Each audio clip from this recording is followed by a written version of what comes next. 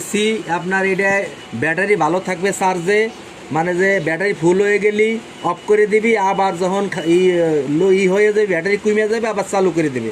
এই যে হচ্ছে আমি অ্যাডাপ্টার দেয়া, এই যে আপনার অ্যাডাপ্টার না, এটা আছে এসি, এসি 2 পিন বানাইছি।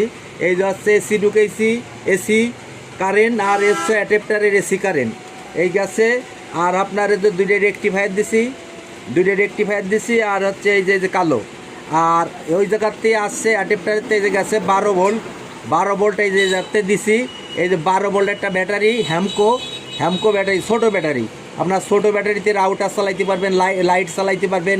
আপনি দীর্ঘস্থায়ী এই মোটরসাইকেলে হ্যামকো ব্যাটারি কিনলে আপনি 2টা বাল্ব আপনি মিনিমাম 5 থেকে 6 ঘন্টা চালাইতে পারবেন, 5 থেকে 6 ঘন্টা।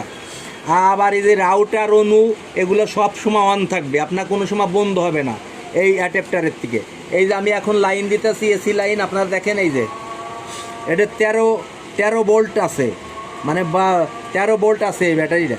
চার্জ ফুল, যখন লো হয়ে যাবে আপনার 9তে চলে যাবে, আবার ব্যাটারিটা চার্জ হওয়া শুরু করবে।